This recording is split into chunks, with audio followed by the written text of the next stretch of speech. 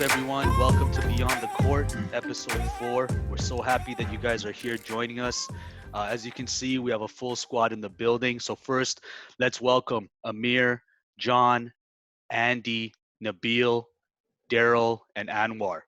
Welcome, guys. And, before we get started into The Last Dance, episode 7 and 8 of the Chicago Bulls Michael Jordan documentary.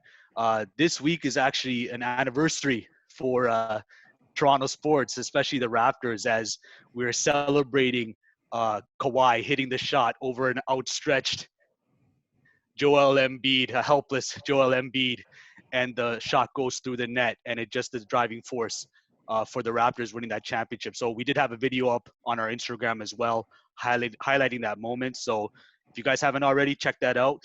And we'll be talking about this more in a future episode as well. So we'll dissect the entire Raptors championship run as a group. Definitely. So let's get right into it, guys. I mean, a very, very loaded episode 7 and 8 with respect to The Last Dance.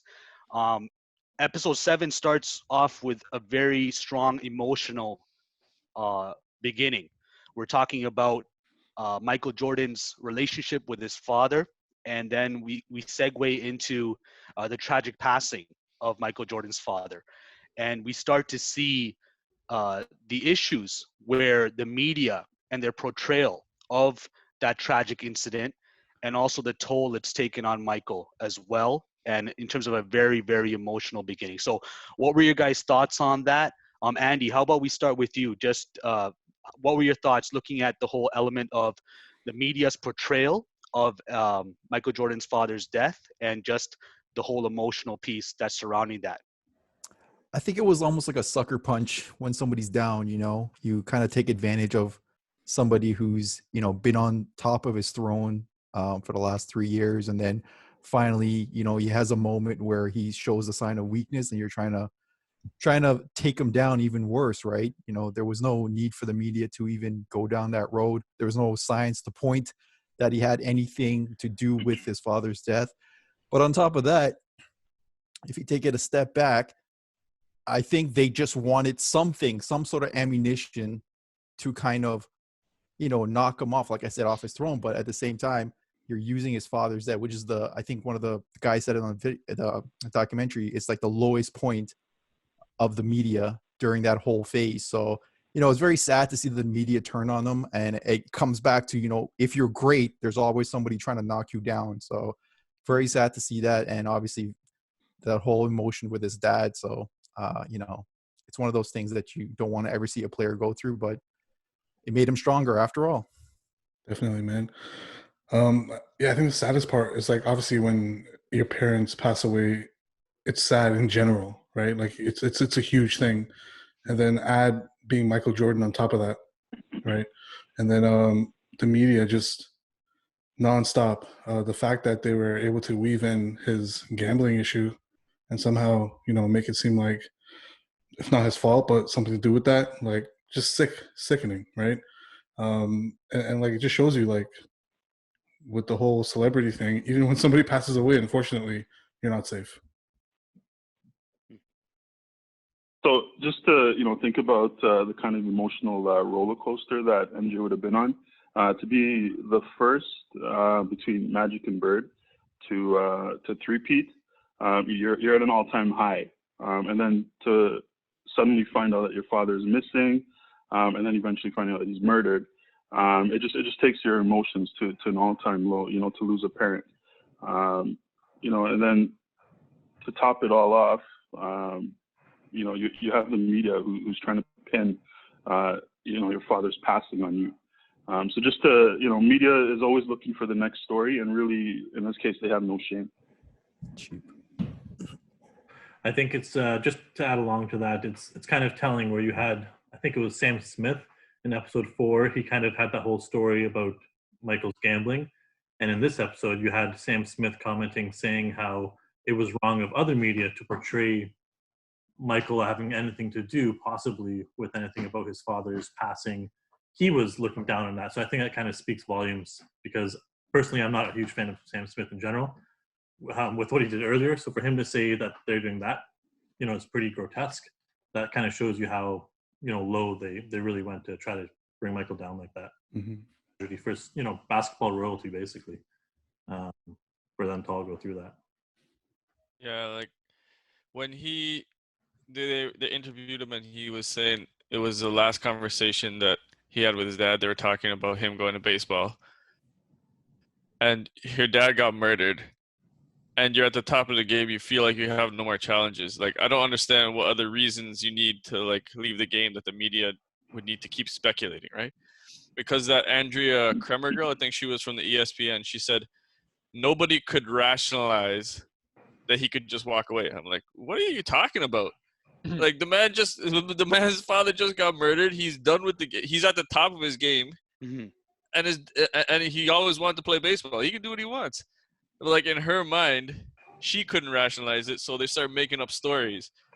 And I remember her saying, well, his father got murdered, and he has a gambling problem. Oh my God. like, I just gotta say, like, you better hope that you're never on a murder trial and this woman is on the jury, because you're going to death row. I think what everyone's alluded to throughout this whole segment, just how low the media can really go.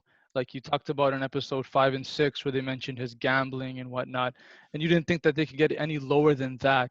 But then episode 7 begins, and obviously they're, portraying that Jordan, the son, may have something to do with the death of his father. At that point, it made me realize, man, the media will go as low as they can go just to make a story.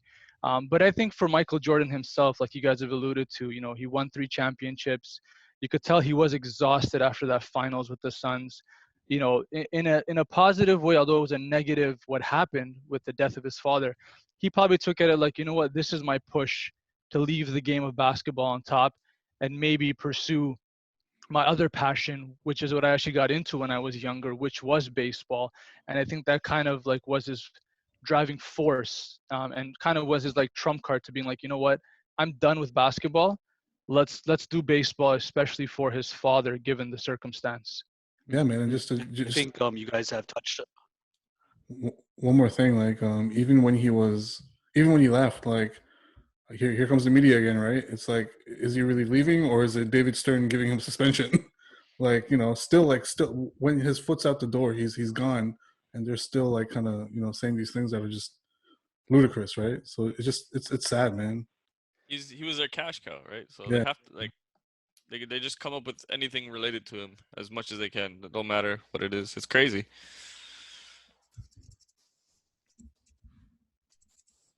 Yeah, the theories to speculate with limited to no evidence, at least no evidence to even tie back anything or any of their theories. You guys are right. It's very grotesque, very sickening to stoop that low, especially, going in at a global icon and an athlete, but anyone in general. Like, they're at their lowest moment. They have just lost their father. I think there was a moment where Ahmad Rashad, when they're about to go to the funeral, and Michael couldn't tie his tie. I mean, it just shows the type of emotions that are racing at that time. And keep in mind that his father was with him, for those championships, and how much of a bond they had. And his father was a driving force in terms of a lot of his motivation as well, growing up and developing into the type of athlete that he became.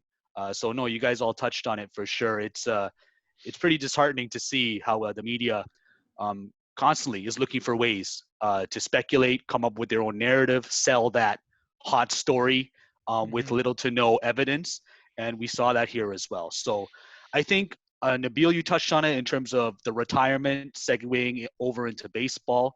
I think, Amir, you also mentioned it as well. I mean, Michael already having that conversation and saying that, hey, I'm planning to transition to baseball because I have nothing left to prove. The only thing standing in my way is essentially getting this three-peat, something that Magic and Bird haven't done yet. So that sets me apart at this part of my career. So what were you guys' thoughts about just how the whole retirement played out, and also Michael's transition into baseball, where he joined with the AA affiliate of the Chicago White Sox and their baseball system?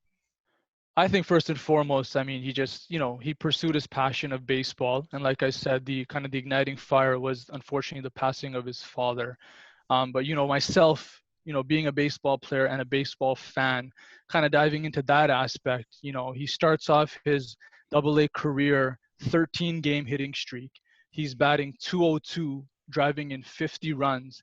I mean, Terry Francona at the time, who was the manager for that team, said that if he did bat 1,500 times, that he would have kind of made his way to the majors. And that's Terry Francona, who I believe is a World Series champion as a manager. So that just kind of shows you, like, when Michael Jordan, like, sets his eye on something, like, he just gives it his all. And like I said, being a baseball player, the difficulty to change your body, the mechanics, like the whole change in everything, and being 6'6" is not easy as a batter in baseball. So just kind of touching on that part, just to give him his props, like what he did, mind you, after that 13-game winning streak, he did go on a big slump. But the fact that you had managers in baseball, even Jerry Reinsdorf saying that, what he averaged and what he hit playing baseball, like, I think if he had kind of continued on that, I'm not saying he would have been as great as a baseball player as he was a basketball player. But he would have had a lot of naysayers being like, wow, this guy is a multi like sport talented player. And he showed it in his short minor league career in baseball.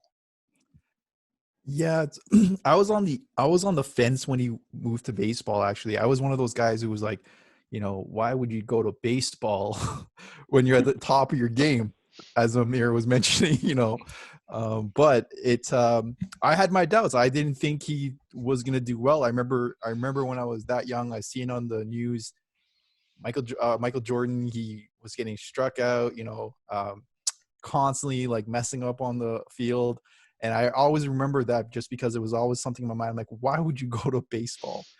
Not knowing all this backstory, but obviously it just turned out. And then now you're seeing this, and obviously I'm not a baseball fan, but just looking at it now and hearing what the Last Dance series kind of bring to fruition is that he was a really good player, and possibly making it to the majors was kind of a huge, like, wow, okay, he's a multi-talented athlete. Like, he could have done this if the strike didn't happen, right? So that was really surprising to me.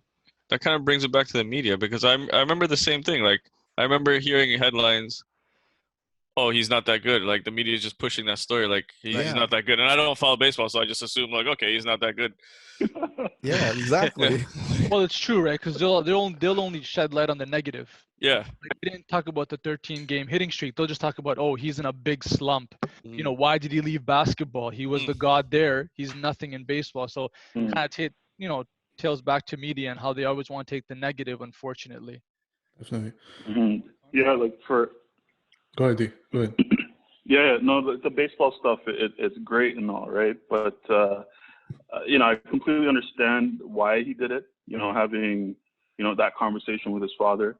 He proven himself. But then, it being so abrupt, and, him leaving at the top of the league, selfish, like me being selfish, right? I kind of wonder, like, would it have been 8 for 8? As opposed to, the 3 and the 3, because there was those 2 lost years, right? And he was at his prime when he left. True, yeah. But I think the one constant thing that we all saw, basketball and baseball, was Michael being Michael, right? Even though he had horrible nights at bat, even though he was missing catches, you saw that one play where he just kind of fumbled and fell, right? Like, Michael Jordan fell trying to catch a ball. But again, as soon as the game was done, he's in the batting cage, right? He's there like 2 hours early, batting, working, right? So that was the one constant in which I was like, all right, different sport, same guy, right? And I think like Nabil said, imagine if that continued, that same work ethic, that same kind of drive, right? Yeah, I think it was what 1,500 bats up. He might. I think it would have been less, to be honest. Right. His worth ethic. He's just a fire in him to win. Right. That was the one constant that I noticed. Mhm.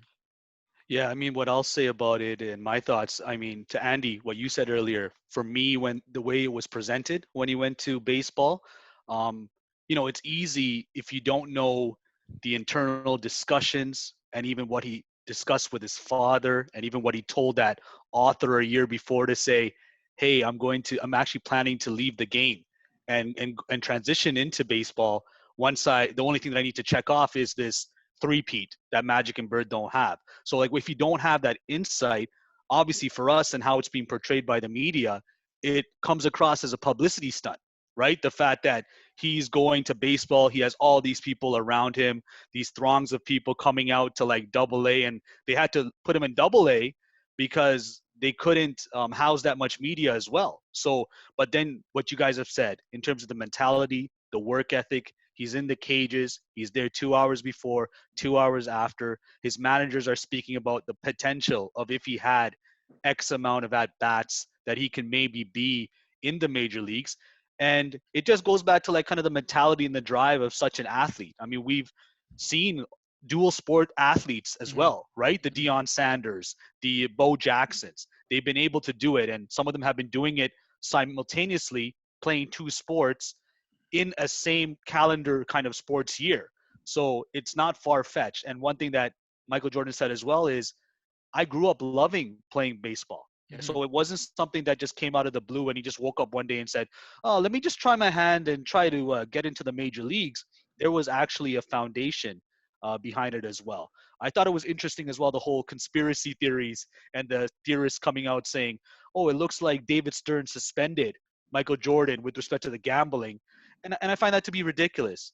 Why would you suspend your cash cow in Michael Jordan, who is driving up revenue for the NBA, and suspend him for 18 months exactly? So then he comes back when he's about to come. He's coming back in terms of half a season. It doesn't make any sense. For me, it goes back to the point that MJ was able to proceed and pursue what he actually wanted to do, and this was to go play baseball, and he had control of that decision to come back as well on his time and had nothing to do with any sort of conspiracy theory or there's a suspension in the background that nobody knows about. So stay away, Mike, and then come back in 18 months and we'll get this thing right on going again, right? Like there's no such thing. I'll tell you who didn't mind him retiring at all. It was Jerry Reinsdorf, because he just moved his cash from the Bulls to his like double A double A team. All of a sudden his double A team's selling out. He's like, yeah, But Hold on, you do whatever you want, Mike. right? Yeah, but with regards to Reinsdorf, is that he actually played a really good role in that whole setup, though. If you think about it, that was one of the most positive lights in this whole. Yeah, he's probably like, documentary yo, on my him, double A like, team losing money. hey, we Yo, Mike. support you in your decision. You want to go to baseball? I'll help you get to where you want to go, and I'll try to make it work for you. I don't know. I feel like Jerry Reinsdorf is coming off too clean in this in this documentary. I feel like there's like he was yeah, exactly. The one thing I want to say though is I'm glad like they kind of had that little interview with David Stern that you kind of heard it from the dragon's mouth where he was like, no, I did not suspend Michael Jordan. I'm glad they kind of had that to prove. Now, whether you want to take it in any way you want, but the fact that you heard it from the dragon's mouth, I think that kind of gave a lot of people peace of mind. Like, okay, no, it wasn't a gambling suspension. He was just done with basketball and the guy wanted to pursue something else and he left the game on top. Yeah. Simple. Was that a newer interview with Stern? Like, was It looked like it. Yeah, it it looked looked like it for yeah. sure. Yeah. it? So if you think about his passing, right, and if that interview didn't happen, like you didn't hear it from his mouth, right? Yeah. I'm sure he's told people, but like on camera, on network, right? That's something to think about, right? Definitely. I think he also finds it ridiculous that he has to even address that question. Yeah, that's, right? that's what I felt. I was But like, the fact that he's been able to address it, it came right out of Mike's mouth as well. I think that's huge. So how about, we see MJ spending his time in baseball, but that doesn't mean that the basketball stops. The Bulls are still functioning and playing their games as well without Michael, and now looking to still pursue these championships and still have a strong run without questionably the greatest player that franchise has ever had. So, how did you guys feel about how the Bulls were proceeding? I saw that one clip where the ball was just singing and the triangle offense is highlighted in full display. And I see Steve Kerr making a drive towards the basket, and he quickly dumps it off, and it's a layup. Like, just beautiful ball movement that really stood out for me. But it also translated into a very strong season for the Bulls, apart from having MJ around. So what were you guys' thoughts of how the Bulls were still holding it down while Michael was pursuing baseball? I think one, knowing that he was leaving, they had to kind of reset their mindset, right? Like they knew that he wasn't going to be there, so that's like one kind of extra push that, all right, guys, we're gonna have to step it up a bit. That's like a natural thing that players, athletes do when a star leaves. Second, I think now Jordan's not there, other people are getting more shots, right? Particularly Pippen, right? And I think playing with Jordan, Pippen has evolved his skills to the point where the only thing that was stopping him from being the number one was MJ, right? So now MJ's out of the picture. Pippen gets a chance to kind of take those extra whatever shots, right? Other people get passes. The game now starts to expand on the team, right? Where even though the triangle offense was in play when Jordan was there, it was still like run the triangle offense, but like give it to Mike, right? But now, like run the triangle offense, and the best option gets to go. So I think that was the biggest thing, where it's like that offense system really, really works with Michael Jordan, but it was so tight that it worked without him too. Yeah, for that particular season, I think the most compelling thing was that obviously Scottie Pippen took the reign, but you expected him just to shoot the ball like Jordan did. But in actuality, he became a facilitator, passing the ball.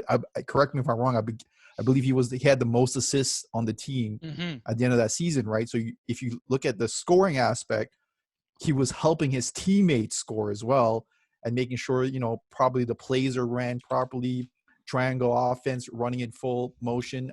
I bring it back to our era where we look at the Spurs team, where we always, that's Spurs basketball, ball is flowing, never sitting in somebody's hands too long, just proper flow of basketball. And that's what you call, that's what I love about basketball. It's always the ball goes to the person, and the person with the best shot takes it. So, it was good to see that, especially when Jordan left, that they could carry on that competitive team. Yeah, 6 assists per game.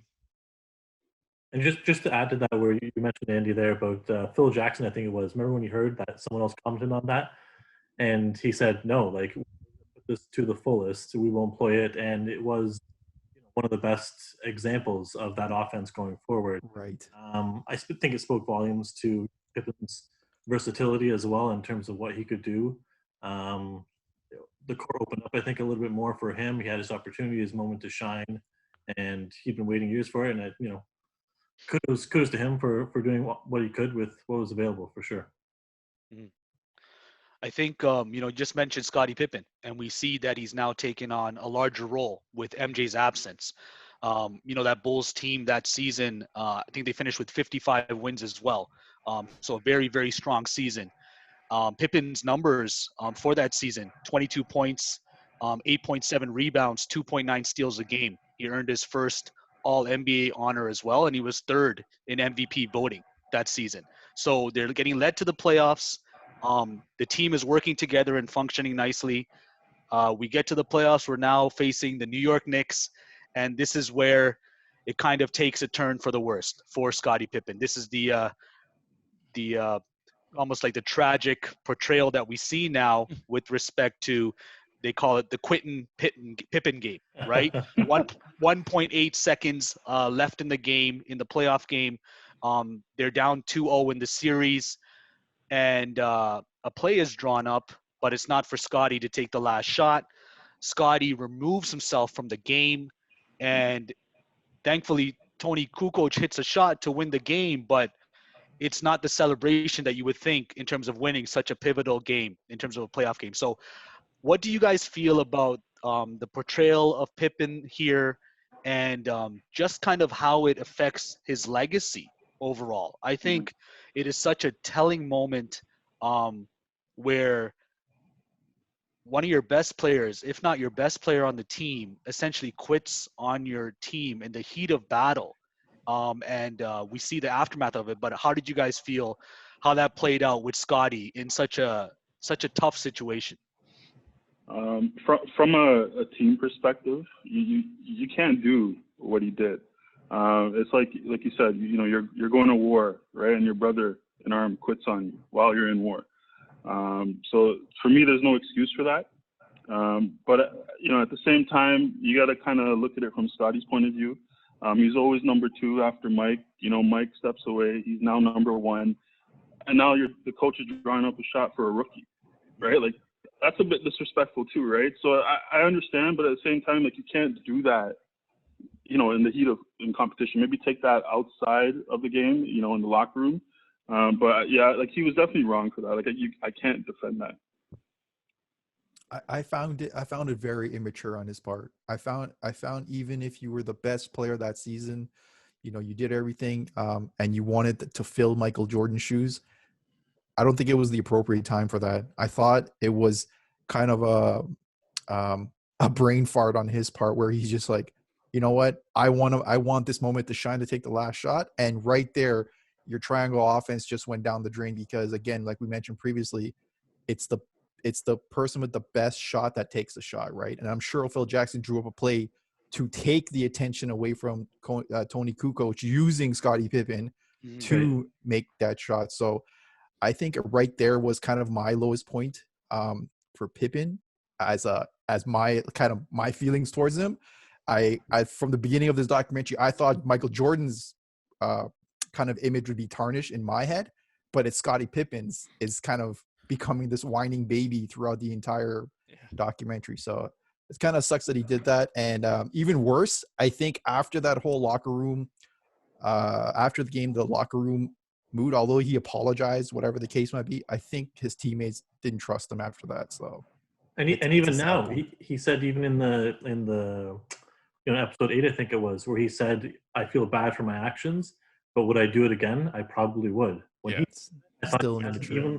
He hasn't even learned. That was his opportunity, right? Yeah, he could have owned up for it and said, "You know what, I made a mistake, and I would have completely done it differently." But he didn't. He hasn't. Jordan would have clapped him. Yeah. Who knows? Maybe the media told him to say that just to get the ratings. That's possible. I'm just saying, right? But alluding to that question that Pan was asking, I'm like, for me, I think it was bare emotion. Like I've spoken about Scottie Pippen in the first episode and second, his little tiff with Jerry Krause on the bus. The fact that he didn't get ankle surgery and waited till this, till the off season was done to do it. So I think Scottie Pippen was very big on emotion, and right there was the prime example. Was he was just very emotional, the fact that he wasn't getting the ball at the end of the game. Whether it tarnishes his legacy or not, I think there'll still be like a little etch that at that moment, he wasn't a team player. But at the end of the day, I think he still goes down as the greatest of all time, Robin, quote unquote, and Jordan wouldn't have won those 6, without Pippen on his side. But I'm trying to put myself in his shoes, like, being the main guy on the team, because Jordan is gone, like, you would expect to get the ball. So I can understand his relative emotions at that moment. But at the time, knowing the way the triangle offense works, and they did show clips of, Kukoc hitting a few game winners throughout the regular season. So it's like, you know what, if you don't get the ball at the end of it, it's for the win. You know what I mean? Luckily, Tony Kukoc hit it, which kind of made him look like a fool for taking himself out. But I think it was all based on emotions, and the fact that he did apologize. What's done is done. I don't think he can ever take that back.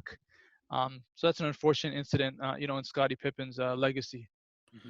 Yeah, man. I agree, and I think the 2 takeaways for me were, number 1, Phil Jackson's reaction, classic, right? FM, like, next up, right?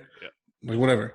And number 2, I think we really start to see the absence, not from a player's perspective, but from just as a leader's perspective of Michael Jordan not being there, right? Because even though we know Jordan's urge to win, I don't think he would have even done that, right? So put up for it. I don't think he's about it though. Yeah, I think Mike's getting the shot 100%. Like, there's no way he's not getting the shot. Exactly, and that's the question. And I think Pippen, thought he was the Jordan, so he should be getting that shot. Yeah. Because Mike was there. Mike's getting the shot 100%. There's no question whether he shoots it or passes it. That's up to him. But I think Pippen felt like he was like, in Jordan's shoes for those seasons that Jordan wasn't there. So I think maybe that's why he felt a little bit disrespected. Yeah, but and so from a player's perspective, yes, but I think just from a mentor and a leader, almost like Jordan was Pippen's like kind of stay focused kind of guy, right?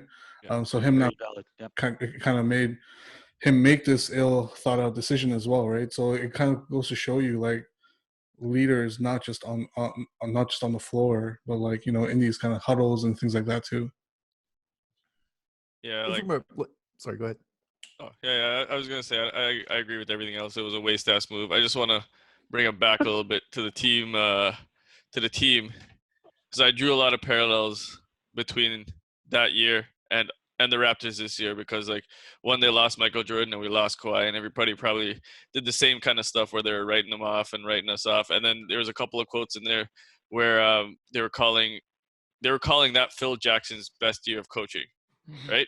And then if you look at us right now, like Nick Nurse is in the running for Coach of the Year, and the system just works, and it's a plug and play, and everybody's doing their role, and it's beautiful. Like we were playing beautiful basketball up until this lockout, and it just reminded me of how far we could have gone.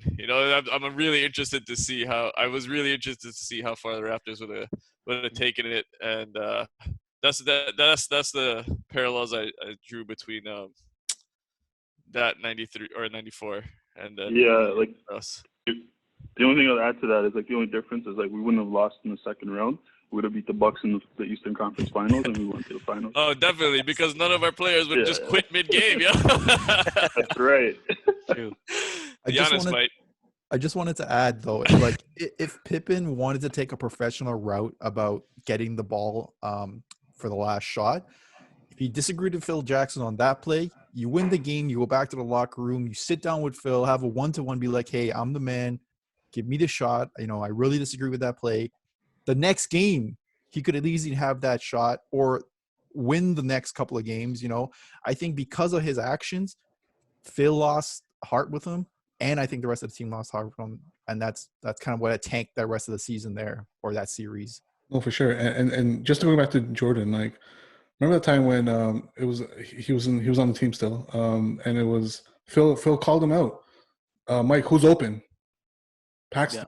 Right? Mm-hmm. So, like, it's the same kind of situation, right? It's like you need to trust your teammates, too, and trust, like, your coach's decision. Like, if Michael Jordan can trust Phil Jackson at that moment to say, let Paxton perhaps take the shot, and that's what ended up happening, right? In the finals. Paxton in the finals. Yeah, versus the Lakers. Yeah. And even Phoenix. Very similar situation. Yeah.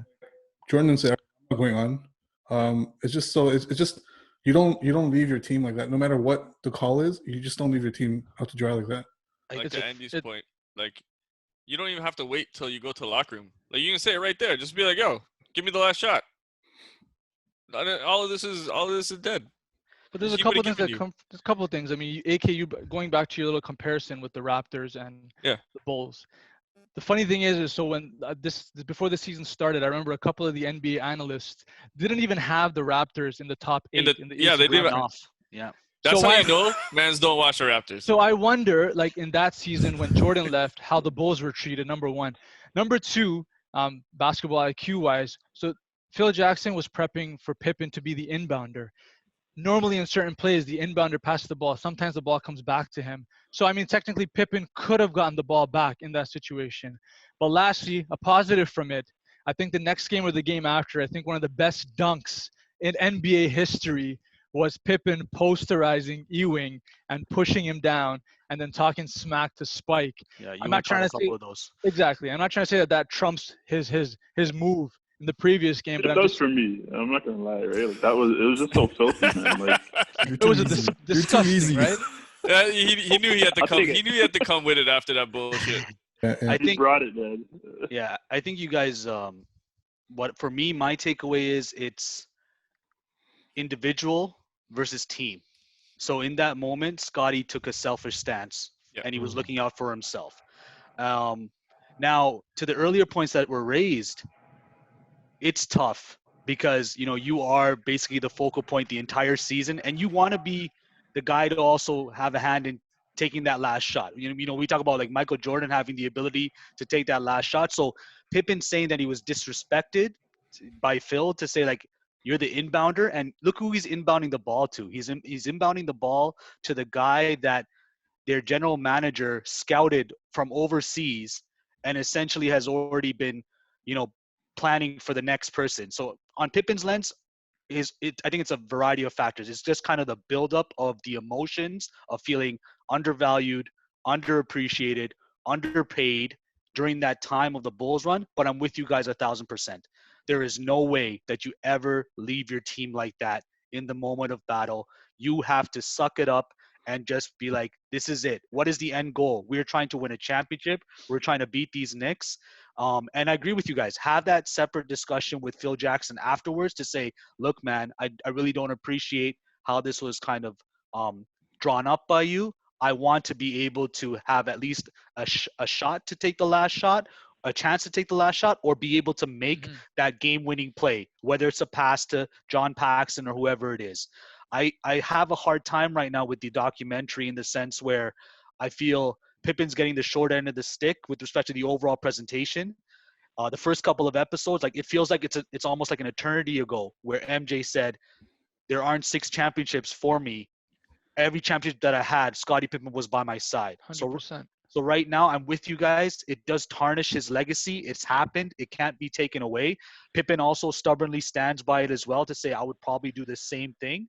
But at the same time, he knows that he committed almost like a cardinal sin when it comes to team sports and outing your teammates in that moment. Like Bill Cartwright breaking down, crying like that. And that also like convicted Pippen to apologize in the moment. Yes, he leveled up. He played well for the rest of the series. But I think there's a lot of it coming out all these years after as well on such a grand scale in a documentary. I just saw an article and I glanced at it was Pippen's not happy with how the Last Dance documentary is right now. He's not happy with the documentary. So he has to take ownership for what's happened for sure. But I think he's also annoyed that he still has to talk about this 30 years later, even though he's the catalyst also as part of being the Robin to MJ's Batman. There aren't 6 championships without Scottie Pippen. So I just have a kind of like a tough time digesting it overall for Pippen and his presentation. But you're right. He made a mistake and a clear mistake that's been captured. And even comparing like eras, guys, like LeBron James blew off David Blatt and completely changed the play where it wasn't even supposed to come to him, and he ended up taking the last shot. And LeBron James openly said that out in the media and outed his coach. So I think it's different eras as well. The amount of social media that's out here, the amount of media that's talking about stuff is going to highlight it more. So maybe a coach like Phil Jackson doesn't draw up a play like that. Maybe in this era. So it's maybe something just to think about of eras and styles, but at the end of the day, you cannot out your team like that. I'm with you guys 1,000%. And aside from, if I can just add one piece to that, aside from just, your teammates not letting them down, it's Phil Jackson. Like, he got, 11 championships? Like, he knows what he's doing. And he didn't have as many at that time. He was building up to them. But Phil Jackson ultimately knows what he's doing at the end of the day. I understand everyone has their own egos and personalities that they want to present their best foot forward. But, yeah, Tony's got the call. Go along with it, man. I hope Pippen one day comes forward and apologizes. I won't hold my breath, but we'll see. Like what you said is Phil Jackson. He's also like super understanding. If he wanted to play for you, I'm sure if you just said, "Yo, give me the last shot, coach. I'm gonna make it," he would have given it to you. Like that would have been it. But like when Nabil said in the first episode when he said Pippen just came off as emotional, like that was dead on, man. That's dead on. I never seen an emotional guy like that who has such like his voice so deep and he comes off so calm. You would just never think that these are the actions that go along with him. So yeah, I think though, like we got to think, right? Like his contract situation was so garbage. Like that probably has a lot to do with no excuse. But dude, if you're thinking about your contract, if you're thinking about Jerry Krause picked this Kukoc guy in the moment in the last few seconds of an elimination game, like, you're emotional, bro. Like that shouldn't be what you're going through your head. Yeah. Like, I think as a player, you gotta trust your coach. yeah. Like Phil Jackson, at the end of the day, like, he'll do what he will do to win. And the fact that if he's going to Kukoc or whoever, I think, as a player who's obviously been coached by many coaches, I mean, you have to kind of trust your coach. I understand, human nature is like, I'm the man, give me the shot. But at the end of the day, Phil, I think right away he made up his mind. We're gonna go with Kukoc. And at the end of the day, when Pippen did what he did, it's not like Phil Jackson changed his mind. He still went with Kukoc regardless of who was inbounding the ball. So, cahoots to Phil Jackson for doing what he did and Yeah, sticking man. with his guns. 100%. Great coach. Pete Myers barely inbounded that ball too, man. It barely got to Kukoc. But yeah, thankfully Kukoc was able to hit that shot. So it was almost like poetic justice. It came full circle and it kind of hit Pippen again. I guess another positive for Pippen is, I'm happy if there's players who want to be able to take the last shot. That's a positive mentality to have, that you're not shying away from a big stage and big moment. So, we see that the Bulls lose to the Knicks in that series. Michael's still playing baseball, but you can tell he's in a clubhouse. He's still following. He's still watching what's happening with his team in terms of how they're performing. So that now is calling the question, like, is that itch coming back in terms of MJ's comeback? So what do you guys think about how the documentary now segued into the Jordan comeback, where he essentially says it with two words, that he's back, and how it just kind of manifested in terms of just coming back halfway through a season, and what also essentially built to one of the greatest teams of all time, the 72-10 Bulls, and ultimately getting to that championship stage where you're dethroning the Sonics and taking them out. So how do you guys feel all that played out in terms of MJ's comeback and how it all funneled through? I think it was fun, nice to see him in the clubhouse as a fan, first and foremost, and the fact that he still checked in on the game was amazing to see as a fan, quote unquote. But then it just that itch, like you said, started, and then he was in conversation with BJ Armstrong, went for like a practice to have some fun, and then lo and behold, what does it lead to? I'm back, right? But I think, to Jordan's testament, realizing that when he came back into the league, I'm kind of fast forwarding, but they lost to Orlando. His body wasn't ready. Like, he had to change his whole body over. But sorry, before that, rewind. 5th game back, he dropped 55 on the Knicks. So it shows you that he didn't lose a step, but at the same time, the longevity of the season, and mind you, he only played like what, 20 games. So that just showed you, like, like his dedication, and the fact, Nick Anderson and his comment about 45 is not 23. Fuel to the fire again, right? I can't do that, man. And so Nick Jordan Anderson paid his price, though, bro. 100% missed his free throws. But I'm fast forwarding again. But just showed you his dedication. He came back, 72-10, arguably the greatest team of all time in the NBA. I mean, you can make a comparison with the record-wise with the 739 Golden State Warriors, but capped it off with a championship. That's pretty much, I'm back. I'm taking back my throne. I'm the king. Just want to note, 72-10, and their slogan at that time was, "It don't mean a thing without the ring." Yeah, for sure. Golden State fans out there. Yeah. It's like, just to go off what Nabil said, it's just to come from baseball, obviously I don't know baseball and how they train, but they mentioned that he had a baseball body coming back into the league, and like Nabil mentioned, 5th game in, he drops 50 easily, and for just thinking about it, he's kind of a rookie coming back into the league, right? And dropping that much points and playing at a level that has already, like, he's been playing the whole season, right? Remember, he's coming back in March, and he's playing for a couple of months, then going to playoffs. So, getting ready and playing at that level right away it's already amazing. But even still in the playoffs, he still performed. He still played, but again, fatigue set in. Not his skills, it was just fatigue kind of set in and kind of slowed his, engine down a little bit. But for me, it was very, like, surprising that he was able to keep up that level of play when he came back.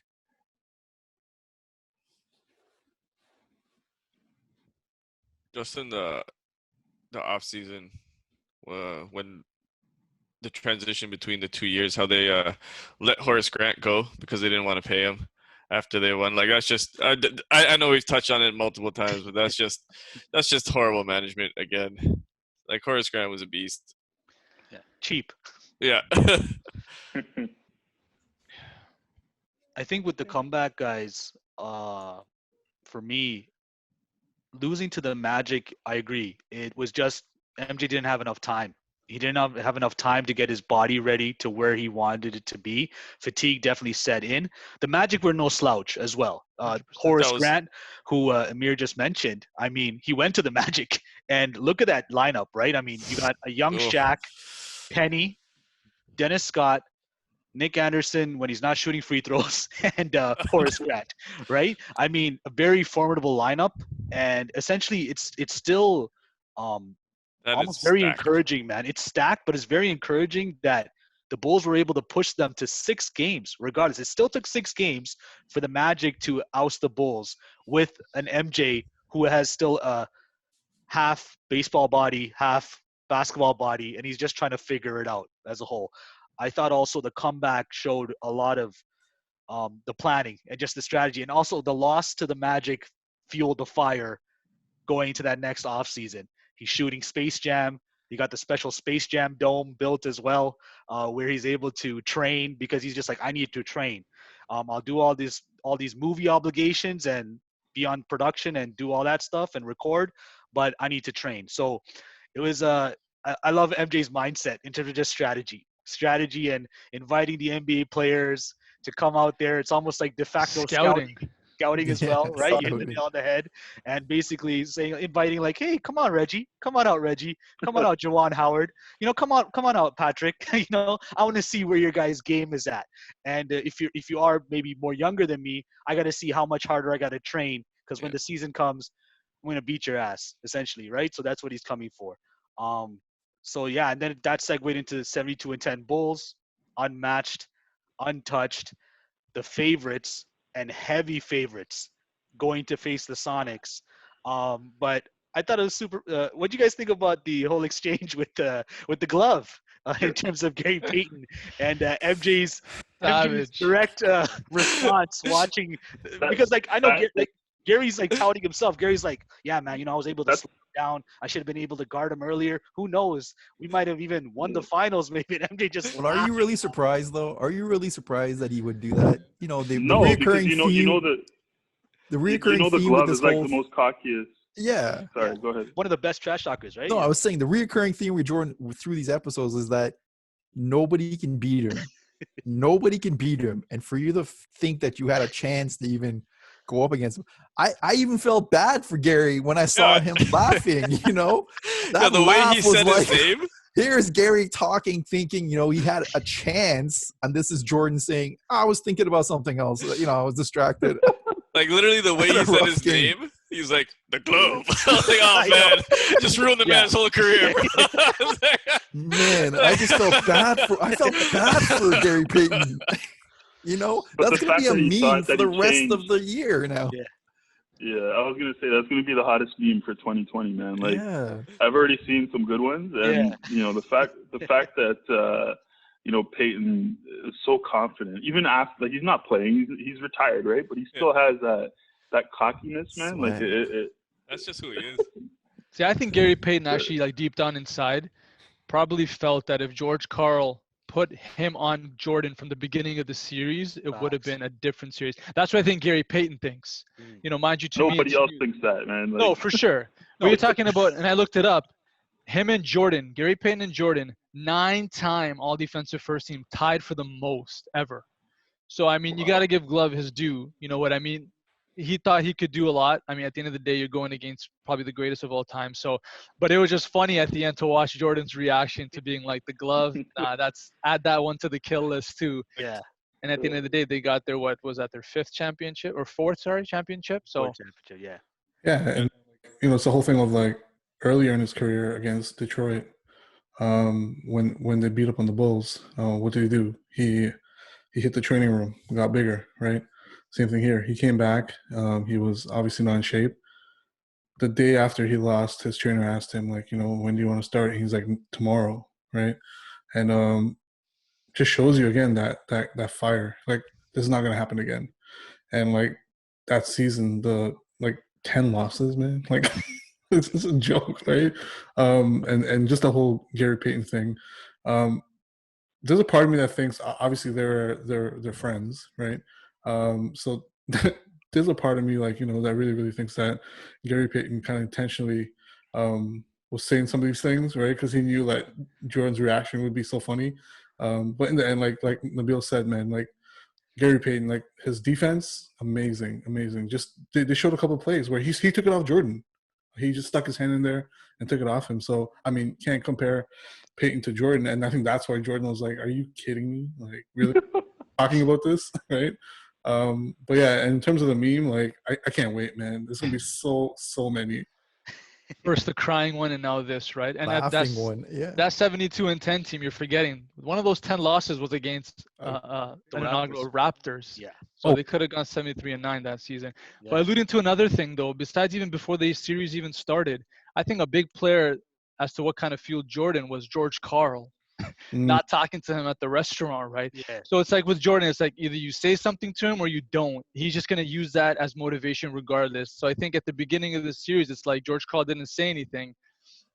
He's the one to blame to a certain extent. Or he'll just make shit up. Yeah. So they had an interview with George Karl for that incident just recently, and they asked him about that, if it was true. And George Karl said, yes, it was true. But I was told you only say hi to Jordan at the beginning of the series, and you say congratulations or bye at the end of the series. Yep. In between, you don't say anything to him because he's just going to use it for fire. So him not saying anything was still fuel. So it's a lose-lose situation for the man. So George Karl just following orders, man. It's lose-lose. So you can't win in that situation. So for whatever reason, he took them 3 games to put Gary Payton on. And I don't understand that decision at all.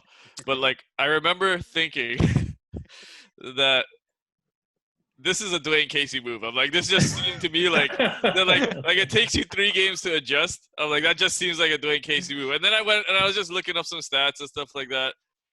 And then I'm like I'm looking at the assistant coaches, and the assistant coach is Dwayne Casey. I was like, oh my god! I was like, either he influenced George Karl or George Karl influenced him, man. I was like, you have the best defensive player, and you don't put him on Michael Jordan. And I'm like, ah. Yeah, I agree, man. I think to that point, you gotta play all your cards in the finals. Like you gotta make your best attempt. It's probably not going to work against Michael Jordan and the Bulls, but you have to play your final hand and not wait. And that's hilarious that it comes full circle that it's Dwayne Casey as the assistant coach with the Sonics at the time. And we know during Dwayne Casey's Raptors tenure, something that was frustrating for us as fans is watching the lack of adjustments made earlier and just kind of letting LeBron go to town all the time. Like maybe consider doubling the guy and maybe getting the ball out of his hands. That would be great. Thanks, Dwayne. Or, fouling him hard or doing something different. So that was something, and that was a good point, Amir, in terms of what you raised there. I think what you guys touched on is Jordan's psyche, Jordan's mentality. Even, we laugh about his response to Gary Payton's bravado and how Gary's also almost ultimately told himself all these years that, man, if I just had a chance to guard you earlier, it might have made a difference in this series. But in reality, with Michael Jordan saying one line as simple as saying, I had other things on my mind.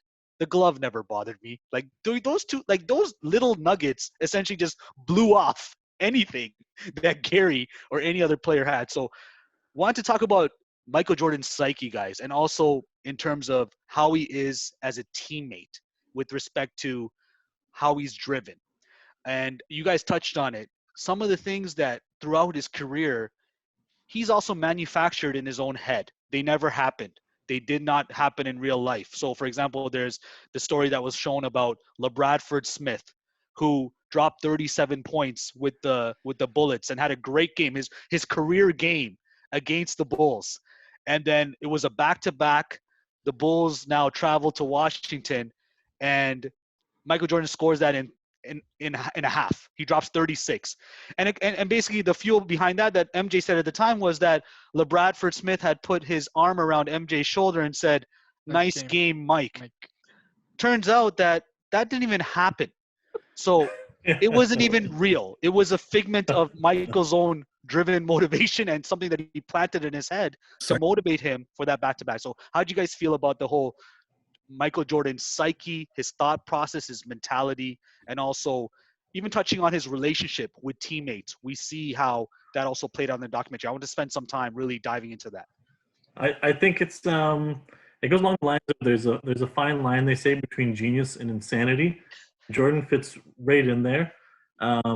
Just looking at the way he would treat teammates throughout, like in this particular episode, they talked about Scott Burrell, and he was teased all the time and egged on, and he didn't take it on a negative criticism. He took that in the point of view of that's what you need to be. He understood it. I'm not saying that I'm a fan of what Jordan did, but I can't argue with the results. Like, the results stand for themselves. I think he ended up getting, what was it, in that game against the Nets, he ended up getting like 23 points in 24 minutes, something like that. Yeah.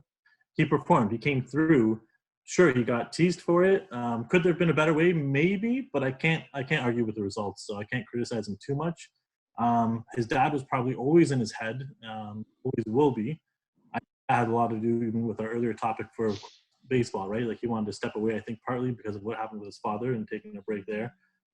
But ultimately, I don't know. I mean, I respect what he did, but I can't see Mike MJ's mind and picture how he imagined these things. But for better or worse, it worked out for him in the end. So I can't criticize him. For me, I'm all for, smack talking, pushing your teammates to be better, striving for the top level of getting to that championship.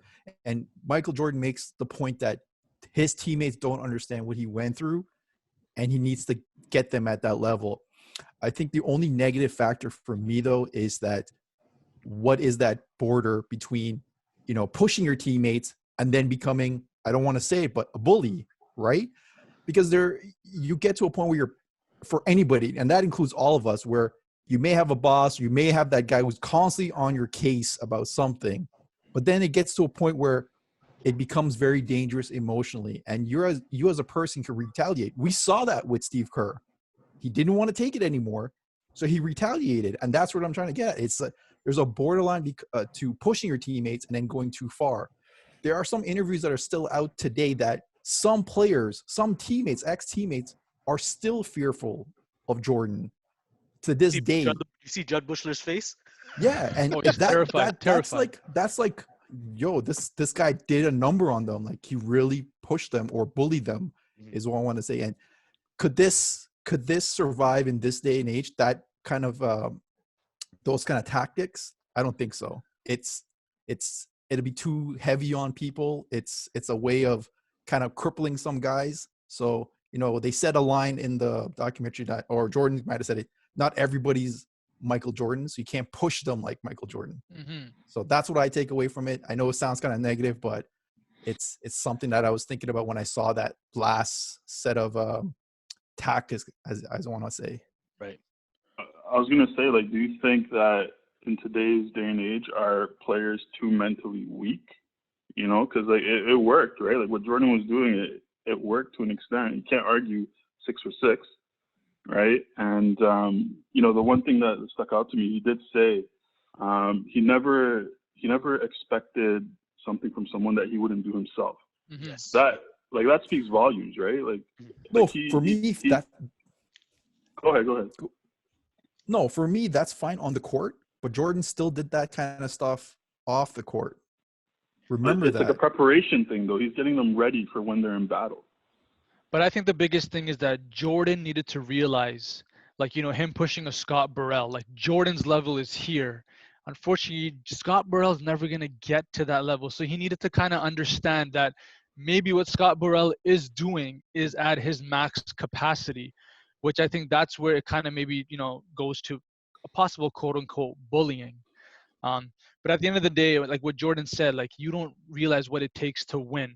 So I think he was just trying to push onto his new teammates what he went through in his first 7 years of his career of not winning.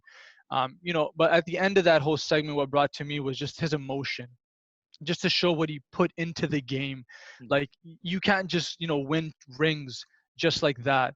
So there's a positive and negative to it. Like there is that bullying aspect and stuff, but I think what Jordan's end goal was to kind of portray what he went through, the struggles, and trying to help his teammates get through that struggle too, to eventually win the championship, and just that raw emotion at the end. Now, whether that's the media, or whether he was told to do that, or whether that was just raw, really kind of put into perspective like what this guy went through, to win championships. It definitely took a toll on his psyche, right? Like you can 100%. tell, like, and that, like I was watching a clip earlier, and like that moment of the interview, it was supposed to be like 8 hours of recordings. That moment with Mike where he broke down happened in like the first 30 to 45 minutes, right? So you pose a question, and it's the interviewer. He was shocked that like he got all this emotion from Mike, right? Because usually Mike's like just a closed-in guy to be shown no emotion till the very end, right? So I thought that was cool. Like he opened up like right at the very beginning. Yeah, and taking a toll, Daryl, you just mentioned it, man. One of the quotes from him that stuck out, and then we just heard it in the whole series now, is leadership has a price, right? So we talk about taking a toll. Did he know what he was doing? Of course he knew what he was doing, the way he was treating people, right? But now we think to ourselves, if he didn't do that, right, do they win any more championships? Because the team was new. Remember, like the team, it wasn't the team that he won 3 with before. No. Right. Had to get everybody on the same page. And I think that emotion that came out was, the world thinks I'm like this. All the teammates I played with think like I'm this. They don't understand what's happening in my mind, and they don't understand my what I was trying to do with them, right? So leadership has a price. It couldn't be like, more evident throughout that whole kind of piece, because he knew what he was doing. He knew he was picking on people. He knew he was physically getting into it with his teammates, right? But all that was to kind of, you're a professional player. You all have that fire, but his fire was not a fire. It was just something else, right? That's when, like, no one, and Nabil, you said it, not everyone can be a Michael Jordan, right? No. But like, get on the same page. Like, I want everybody to have those championships in focus, right? So leadership has a price. Like, that's so far is sticking out to me. Yeah. No, for sure. And I mean, I think you got to pay respects to Phil Jackson too, right? When Jordan was doing his quote unquote bullying, or what he was doing to uplift his teammates, and the whole tiff with Steve Kerr, like Phil Jackson was like, yo, you got to leave. Yeah. Right. So you got to pay your respect to Phil Jackson, who's the head of that team, to kind of like gauge, when it's too much, because you don't want to obviously kill that chemistry, right? So, and I mean, JV mentioned it too, like that bullying. Hey, Scott Burrell dropped 23 one game versus the Nets. So whether that bullying or that, persuasion by Jordan helped, I don't know. But I mean, at the end of the day, like D said as well, like 6 for 6, right? He must have been doing something right. And if that's what it took to get his teammates to a level, like a Jordan level, then so be it. But what did he say to Steve Kerr to get him to that point, though? Steve Kerr is like one of the nicest guys in the league. I think it was just the exchange. Picking on him, man. Yeah. You know what I mean? Keep You poking just the bear. started toughen him up, and Steve Kerr's just kind of fought back, right? He's just like, he punched him in his chest or whatever, and then Jordan just punched him in his eyes. But after that, right? They're saying that like the trust level between them went to another level, Only right? You because remember, like Steve Kerr after stood that, up, though. Yeah. that's right. But like after that, like Steve Kerr was making like big shots for the rest of the season, right? And onward. 97 finals. Yeah. So I think like one of the consistent things I heard from the teammates was they didn't appreciate it at the time, but now looking back, they're like, And it. yeah, this is what it needed to be like that, right? Mm. And he set out to be the greatest of all time. I think he is. He accomplished that. He just sacrificed a lot on the way, man. Because to me, he doesn't look so like he's a different something is not right in his head. Yeah. To me It's personally, his dad, man. Yeah, it's his dad. right? Like he doesn't seem He's at peace even after accomplishing all that he's accomplished. Like I listened to the All the Smoke interview with Kobe, and he was saying that when he talks to Jordan, all Jordan wants to talk about is basketball still, and who I would beat you. I think I'd smash your team. Well, Kobe's like, man, I'm done with basketball. Like, and I think that's definitely one area Kobe will have the upper hand. Like, I think when he finished with basketball, he was at peace and he was done with basketball. But like Jordan, it just seems he's still I think looking it's for just the next his thing to, like. I think it's just his competitive nature, though. It's not necessarily basketball. He doesn't have to be playing basketball. They're saying, you know, gambles, Yeah. was playing dice or whatever it was, Yeah. right? Wants But to he's win. always competing, Yeah, I was right? always Nothing, searching so for the just next thing to like. Not even the next in thing. his DNA, man. Yeah. I think within basketball, right? Like you're at this level where you're seen as the greatest of all time. You have people like getting there, right? Trying to get there, trying to climb that ladder. They'll never ever come close. We don't know, but right now, as of right now, the landscape, you're not going to come close to. But in Jordan's head, like that also has to be a factor, right? Like, you know, people are like trying to get my spot. So adding to like not being at ease, you're here. It's always it's a case of like being at Yeah, but and people come. I see your point, Anwar. But at the same time, if you're a master of any kind of trait, your whole goal is to pass it on to the next generation. You should be edging the next generation to be greater than you actually, rather than trying to knock them down. So that's the part I took where, you know, Kobe mentored a lot of people after he retired, or during, even when he was, some ways when he was still playing, he was helping guys, but Jordan never stepped out to do that. I'll disagree with that, man, He because did it Kobe's too, been on the Kobe. record to say, Yeah. like, I got all my, you know, like throughout my entire playing career from that rookie game, Jordan's been mentoring him. You know, No, behind the I scenes, it's get just that. not- But what I'm saying is, just to, because I think that was a closer relationship than what you would think. Like, remember, Kobe was reaching out to random guys too. Oh, Guys okay, were I see coming what to you're him. saying. I see what Yeah, you're saying. Like he was trying to on a mentor broader everybody. scale. Yeah, it's a wide scale. He was trying to, Mm. anybody who reached out to him, he was helping. So I think Andy's saying it's more open-ended with Kobe, where he's kind of allowed, right, you know, thank you. players access it's a to him. different, it's a different time in society No, too, right? but and I think it's a people different are player. more, It's a shoot different me a person. DM, right? Like, shoot Yeah. me a DM. You're in contact with me. Yeah, yeah. People may not have Mike's Michael number, Jordan knows right? what That's probably DM what is. started, Right, but I'm also thinking like right? MJ's a completely different person.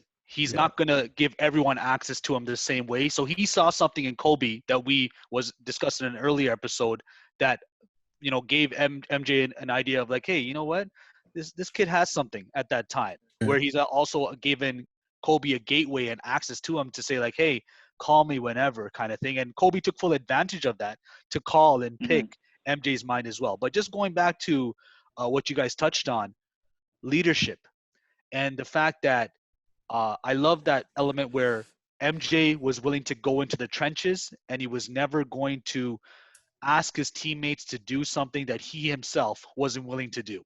Whether it's like running wind sprints harder than anyone else, whether it's putting in the time in the gym, whether it's working out in the off season, his drive is that sole focus to win. Now, in terms of psyche, like you guys have hit some great points. I mean, even to Andy's point, I think, you know, leadership is also an element of understanding your teammates and knowing who you can push buttons with as well.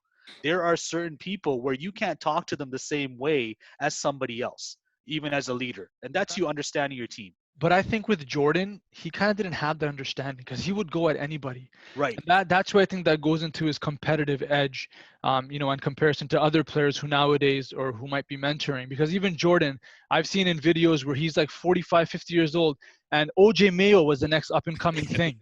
He was the next quote unquote Jordan. Right. Jordan took him on the court and schooled him.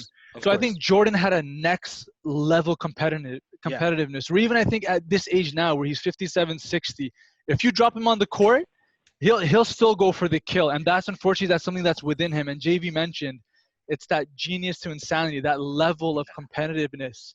I think it's just an old school mentality, right? In terms of like his upbringing and how he had to scratch for everything as well. Because I feel that, you know, the aspect of I had to grind to get to where we are. The Bulls were trash before I came here. Based on the work ethic that was done and all the work that was put in, we became a championship caliber franchise. So there was a foundation also to get there, which was also his whole piece where he's having these teammates like the Steve Kerrs, like the Bill Wenningtons, you know, like the Luke Longleys. Like, you guys weren't here for the grind of the first three-peat. I'm trying to get you guys to understand what that level is. But I just hope that, to Amir's earlier point, I don't see that piece for MJ. I don't see that where he's able to ultimately embrace all of his accomplishments and be at peace that, hey man, you are the greatest. Like, there's no, you don't need to prove anything to some 20-year-old up and comer. Like, they have to get to your standard. He's always competing though. That's his I thing. He know, doesn't have I that know. off switch. So that competing thing, I don't think it is something regular. Like all those NBA players have to go through the grind, do all those things. Like, and you're talking like top tier players, and they all recognize like something's just different with him, and it's not like the work that they put in. All those dudes put in ridiculous amounts of work. It's his something is. He went through this whole career saying that he had a gambling problem. I don't think so, man. I think he had a competitive problem, like an actual problem. That's what he to said me, too. what it looks like. That's what it comes off as to me. Like, it's an actual problem for him. Yeah, no, definitely. Do Definitely. you That still think goes that's on to this day. Yeah. Do you think it's that's what I was gonna say? Do you think it's fueled because he's the owner and kind of an owner coach? Because I heard there was a story that he said that he could probably beat all the players on his team one-on-one any day. Yeah, Up to Yeah, this like- day, it was funny because I was like, "Wow, it's crazy! How can you say that to the media, knowing your players will hear this?" But he probably can. Like, I look at believe him No, though. for sure, I believe but- him. Like, he But does for it, I sure, believe him. I Charlotte is understand trash. that. I understand that, but you got to inspire your team to play better, not Yeah, just come knock on, them man. down. You know man. he's gonna dunk on Malik Monk. Like, who's on that team? Like, it doesn't matter. Like, I don't think that's a far-fetched comment But by he- MJ at all, right? But just if I can touch on a little bit here, where I think Daryl, you may have mentioned it earlier, but like it is a different era. I agree with that, whereby, you know, players nowadays are a little bit more friendly towards one another, and they may go train with one another more often. Soft.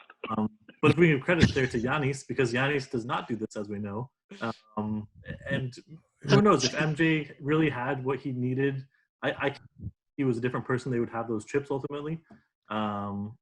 Didn't Giannis train with somebody? Like, didn't he go asking for help or Trained something? with Kobe, right? Kobe. Yeah, he asked Kobe was the only one, I think. Yeah, Kobe was the only one. But everyone else, he's like, I'm not training with them. I don't want them to know how good I am or my weaknesses, to learn their weaknesses.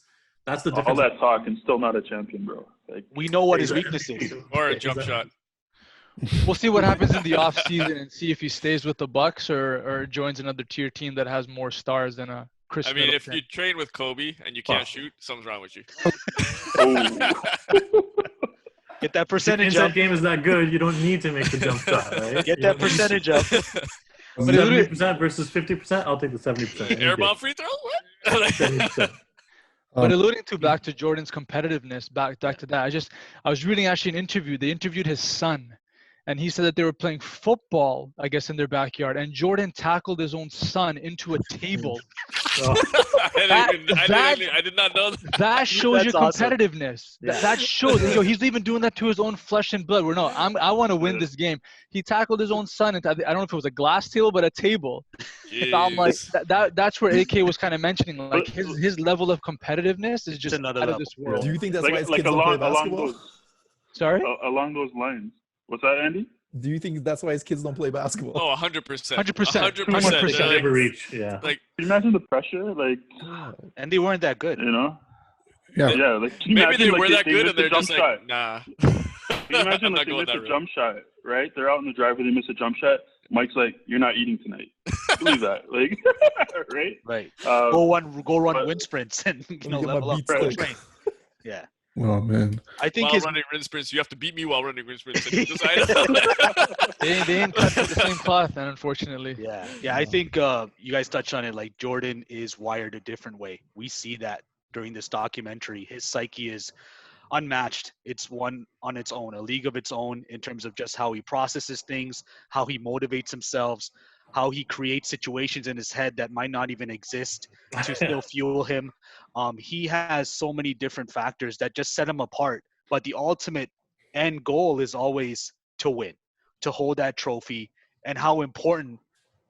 For me, it's the love of basketball that stands out for him, the passion and love that he has for that game. And Nabil, you said it.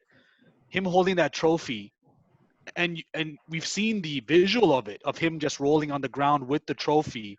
But for me, that really stood out was the audio behind it. He is wailing. He is Yeah. bawling his eyes out. Like, that alone just shows the amount of emotion and how much he's invested into this game to get to that championship level. I think the end of episode 7 even where we got to that point of that break where he told the director break or the producer, it was him saying, if you don't want to play that way, you don't have to play that way. Also, once again, speaking to his drive, his work ethic, his passion. If someone else cannot match that passion, okay, you don't have to play that way, but it means so much to him. It means so much to 100%. him, like on his own, which that alone, man, just one of the best moments of just like Daryl said it, in terms of a candid, real moment. I don't think it was scripted. And I just think he legitimately is overcome with emotion right then. And it's like, hey, break. Let's go. Let's take a break and I'll come back and I'll address whatever other questions after, guys. So great discussion. Great discussion on episode 7 and 8 of The Last Dance. We're about 2 episodes away now. Next week is going to be the last one. We see the introduction of Reggie Miller and obviously his kind of Gary Payton moment where he feels the Bulls are ripe for the taking. We have a solid Pacers team, and we'll now see that play out in the last 2 episodes, and obviously talking about the Jazz and Karl Malone and Stockton as well, I'm sure. So we'll see how it plays out to close off. So that concludes our episode of Beyond the Court, episode 4. We hope that you enjoyed the content. Don't forget to like, comment, subscribe. We'll also put a question at the bottom here just asking you what your thoughts were on the documentary. What are your kind of takeaways of episode 7 and 8? Don't forget to follow us on Instagram as well, Beyond the Court _ podcast, and check out all our podcasting forums that are listed in the links below as well. So thank you so much, guys, for joining us. Take care, stay safe, and be blessed. Peace. Later. Felt